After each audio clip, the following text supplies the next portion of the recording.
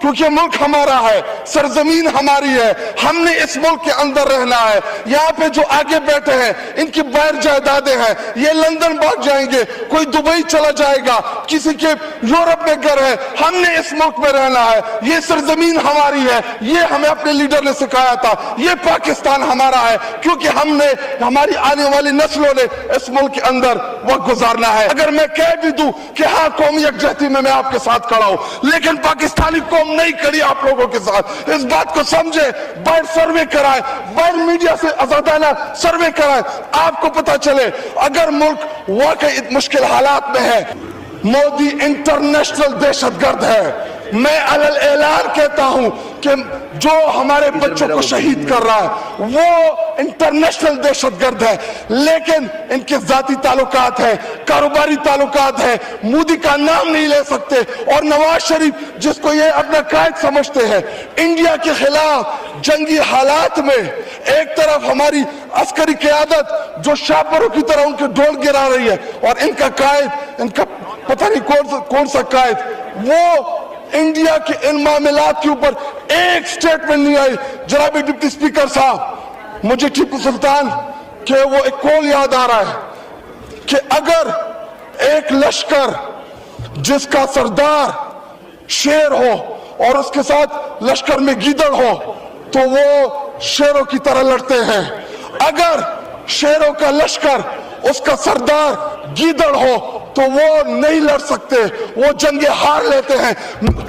इस वक्त बॉर्डर पे खड़ा वो फौजी जो हमसे तवक्को रखता है कि हमारा लीडर, जो कौमी लीडर होता है या जो वजीर आजम होता है, वो आईना होता है, वो फेस होता है, उसकी तवक्को है कि हमारी सियासी क़यादत वो दलेरी के साथ मुकाबला करेगी। जी, वाइंड अप करें, जुम्मे का टाइम है। आखिर 2 मिनट दे जी। लेकिन जब आपका वजीर आजम, जब आपका लीडर बुज़दिल हो, वो मोदी का नाम ना ले सके, उसको आप क्या पैगाम दे रहे बॉर्डर पे लड़ने वाले जवान को? स्पीकर, इस बात को भी वाशकाफ किया जाए कि जहां फिलिस्तीन में इसराइल जारहियत कर रहा है, आम शहरियों को कत्ल कर रहा है, 60,000 तक फिलिस्तीनियों को वो कत्ल कर चुका है, गजा मुकम्मल तौर पर खत्म हो चुका है, लोग बेघर हैं, कैंपों में जाते हैं तो वहां पर भी बमबारी। और आज शायद वज़ीर दिफा साहब हमें बेहतर बता सकेंगे कि क्या इसराइली दिया हुआ असलहा आज भारत पाकिस्तान के खिलाफ इस्तेमाल नहीं कर रहा। इस हवाले से यहूद हनूद का इत्तेहाद, भारत इसराइल इत्तेहाद हमारे निशाने पे होना चाहिए और हमारे कौमी बयानिए का हिस्सा होना चाहिए कि हम दोनों के बारे में एक ज़बान इस्तेमाल करें, एक गुफ्तगू करें।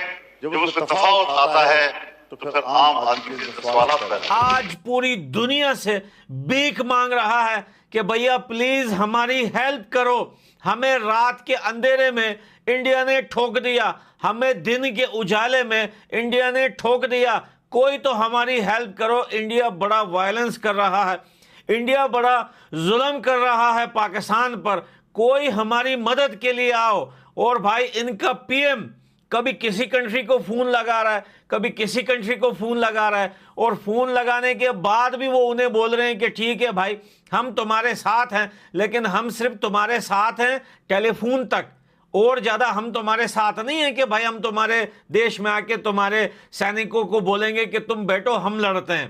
भैया दुनिया यही बोल रही है पाकिस्तान को कि भैया लड़ना तुम्हें खुद है, लेकिन इनकी हालत देखो। पहले बदमाशियां कर रहे थे, वार मीम्स बना रहे थे, बोल रहे थे आओ चाय पिलाते हैं, हिम्मत है तो मोदी आकर दिखाओ, हमला करके दिखाओ। अब जब हमला हो गया है, अब जब लाहौर, कराची, सियालकोट, इस्लामाबाद बर्बाद हो चुके हैं, अब रो रहे हैं। कभी बोल रहे हैं डैम तोड़ रहा है भारत, कभी बोल रहा है एयर डिफेंस पे हमला कर दिया, सिस्टम पे हमला कर दिया इन्होंने, कभी बोल रहे हैं भाई रात के अंधेरे में। अच्छा मुसीबत देखें कि रात को भी मारो तो भी बोल रहे हैं ये बड़े बुजदिल जो है, बुजदिलाना, पता नहीं क्या कैसे बोलते हैं ये मीडिया पे, बुजदिलाना हमला किया है। दिन के उजाले में मारो तो बोलते हैं बुजदिलाना। अबे भाई ये बहादुरों वाला हमला कैसे होता है? तुम जरा करके दिखाओ, डेमो दिखाओ, हम देखें कैसे होता है। रात में मारो तो कहते हैं कि भाई ये रात के अंधेरे में मार गए, ये बड़े बुजदिल डरपोक लोग हैं। दिन में ड्रोन मारो तो बोलते हैं देखो ये बड़े बुजदिल लोग हैं, दिन में अबे कब मारे तेरे को? तौबा तौबा अल्लाह माफ। वो दूसरा जैद हामिद लाल टोपी पहन के बंदूक हाथ में लेके वीडियो बनाता था, बोलता था मोदी तू हमला करके तो दिखा, हम इतनी ताकत रखते हैं कि फ्रंट लाइन पे लड़ेंगे। खुदा की कसम जब से हमला हुआ है लाल टोपे ने वीडियो तक नहीं डाली। कहाँ है भाई? अबे किसी चैनल पे चेहरा तो दिखा दे, कोई वीडियो तो कम से कम बना दे, लड़ने के तो काबिल तो नहीं है, तेरे इंजन पुर्जे तो वैसे ही खत्म है। चाइना का 2 नंबर माल एयर डिफेंस सिस्टम चाइना से खरीद के पाकिस्तान इंडिया को डरा रहा था, पाकिस्तान भारत को गीदड़ बख्तियां मार रहा था, इसको लग रहा था मेरा क्या एयर डिफेंस सिस्टम है।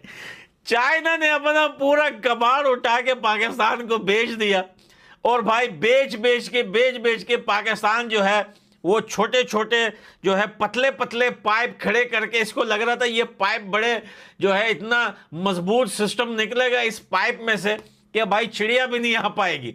अरे मिसाइल तो छोड़ो, ड्रोन को नहीं रोक पा रहा हूं। अभी तक तो बड़े बड़े मिसाइल मारे भी नहीं है, बरामोस तो मारा भी नहीं है। ये तुम लोगों की हालत है। ये तो सिर्फ भाई ड्रोन की कार्रवाइयां हैं।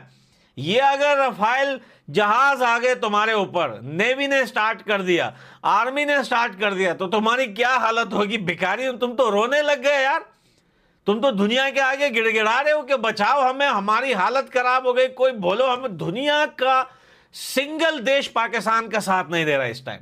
देखे कितने यतीम के बच्चे हो गए, कितना इन लोगों ने दुनिया में गंद फैलाया है कि पूरी दुनिया इस टाइम कोई भी पाकिस्तान के लिए नहीं बोल रहा। अरे दुनिया तो छोड़ो, वो फलस्तीन जिसके लिए लोग दिन रात रोते हैं अपना जो है दुकानदारी जमाने के लिए, उन्होंने एक न्यूज तक नहीं चढ़ाई पाकिस्तान के लिए कि उनको पता भी नहीं है कि पाकिस्तान पे हमला हुआ है नहीं हुआ है। और इनको देखो दिन रात बैठ के फ्री फलस्तीन को आजाद करो। अरे भाई वो तुम्हें जो है वो क्या बोलते हैं हड्डियों में शामिल नहीं करना चाहते, तुम उनके कोरमे में जो है झूल रहे हो। ये हालत हो गई है पाकिस्तान की। भाई हमने बेगैरती सुनी थी दुनिया में, लेकिन इतनी बेगैरती नहीं सुनी थी। पहले बदमाशियां करते हो, मीडिया पर आकर बड़े जो है स्टाइल मारते हो, तस्वीरें निकालते हो, फोटोग्राफ बनाते हो कि यार चलो यार इंडिया तो वैसे भी कभी वार नहीं करेगा, इंडिया तो वैसे भी दुनिया के साथ जो है ट्रेड। हेलो दोस्तों, स्वागत है आपका स्पोर्ट मीडिया के कोरोना वीडियो में। दोस्तों नरेंद्र मोदी का जलवा पाकिस्तान के सांसद में कहीं ना कहीं देखिए गया, संसद भवन में, क्योंकि पाकिस्तान के संसद भवन में ये कहा गया है कि अगर जिस मुल्क का जो लीडर स्ट्रांग हो, तो जो अगर उसके जो पीछे के जो लोग हैं वो स्ट्रांग ना भी हो तब भी वो मुल्क चला लेगा। लेकिन जिस मुल्क का लीडर ही गीदड़ हो, जैसे उन्होंने शहबाज शरीफ को बोला है कि जिस मुल्क का जो कि मेन लीडर ही जब गीदड़ हो तो देश को कैसे चलाएगा। तो ऐसी सी बातें हैं जो कि पाकिस्तान के संसद भवन से आई हैं, और ये इसीलिए आई हैं क्योंकि नरेंद्र मोदी ने जो कारनामा करके दिखाया है, भारत को इंसाफ दिलाया है। पहलगाम अटैक के बाद जो बदला लिया है भारत ने पाकिस्तान से, पाकिस्तान पूरी दुनिया भारत के साथ है और पाकिस्तान की कोई साथ देने वाला नहीं है। पाकिस्तान हमेशा से भारत के खिलाफ, भारत और पाकिस्तान का हमेशा से 36 का आंकड़ा रहा है। उसके बावजूद भी पाकिस्तानियों को ये समझ में नहीं आता है कि भारत इतना बड़ा मुल्क है, इतना ज़्यादा पैसे वाला, इतना ज़्यादा पावर वाला मुल्क है, तो उसके साथ से हमें अच्छे बर्ताव करना चाहिए। हालांकि उनको ये दहशतगर्दी नहीं फैलाना चाहिए। हालांकि ये पूरी दुनिया को पता है कि आतंकवादी जो सबसे ज़्यादा पैदा होते हैं वो पाकिस्तान से ही पैदा होते हैं। तो ऐसे में भारत ने वो कारनामा करके दिखा दिया है और आतंकवादियों को ठिकाने पे जिस प्रकार से बम गिराए हैं, और उसके बाद से जो ड्रोन